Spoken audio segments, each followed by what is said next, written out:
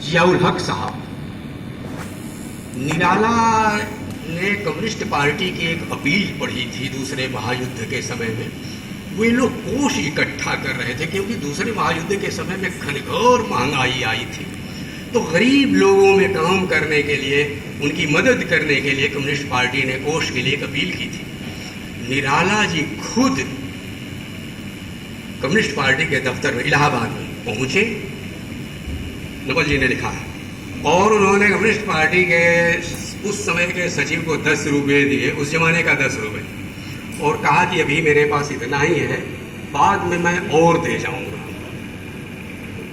तो मैंने कहा कि आप लोग इसलिए पता लगाइए क्योंकि जियाउल हक साहब बहुत समझदार आदमी रहे होंगे, क्योंकि उन्होंने तुरंत उनके आगे एक रजिस्टर बढ़ा दिया और कहा कि आप जनता के नाम कोई अपना संदेश दें। और निराला जी ने बोल के अपना संदेश लिखवाया।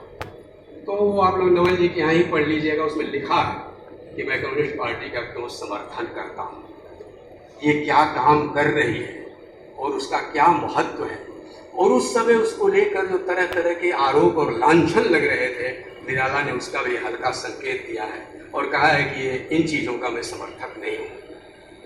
इस तरह से लांछन और आरोप नहीं लगाया जाना चाहिए। लेकिन निराला एक हफ्ते बाद इलाहाबाद के बड़े मशहूर व्यक्ति थे श्री कृष्णदास जी, कॉमरेड थे, उनके पास पहुँचे और उन्होंने उनको अपना एक गीत दिया और कहा कि सच कहिए तो एक कवि का संदेश जनता के नाम और आपकी पार्टी के नाम मेरा ये संदेश है।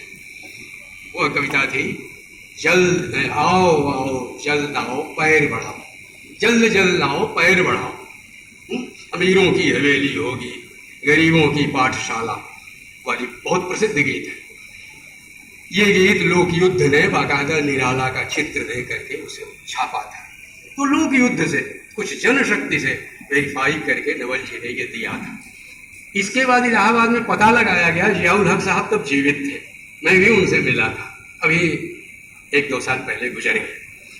तो ये एक ऐसा अध्याय था निराला का जो खोज के नवल जी लाए। और उन्होंने बताया कि जो किसान कविताएं हैं, किसान संबंधी कविताएं हैं, जी मुर डटकर बोला, डिप्टी साहब आए, मांगू मांगा रहा, राजे ने अपनी रखवाली की, इसके पीछे निराला का केवल अध्ययन नहीं था, बौद्धिक सहानुभूति मात्र नहीं थे, बल्कि उनका जीवंत आवेगपूर्ण संबंध भी था, वो उसमें व्यक्त हुआ है। मित्रों, निश्चित रूप से बहुत कुछ छूट गया है।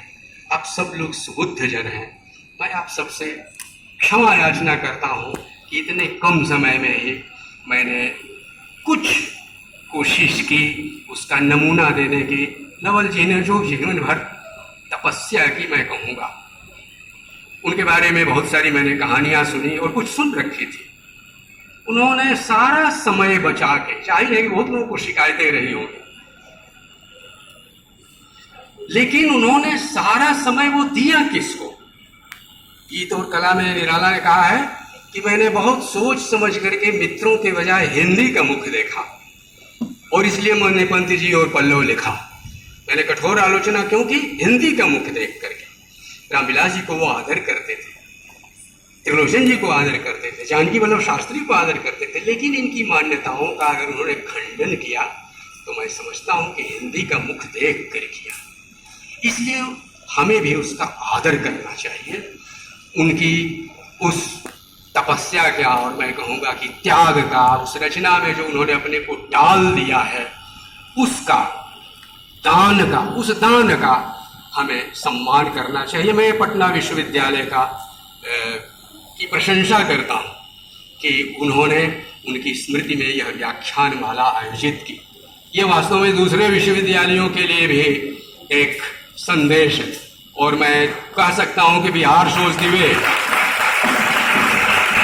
मैं कह सकता हूँ कि बहुत सारे मामलों में बिहार रास्ता दिखाता रहा है, अभी भी दिखा रहा है। मैं समझता हूँ कि आप मेरी बात मुझसे भी ज़्यादा समझ रहे हैं। तो इन्हीं बातों के साथ मैं आप सबसे क्षमा याचना करता हूँ। आप सबको नमस्कार। बहुत बहुत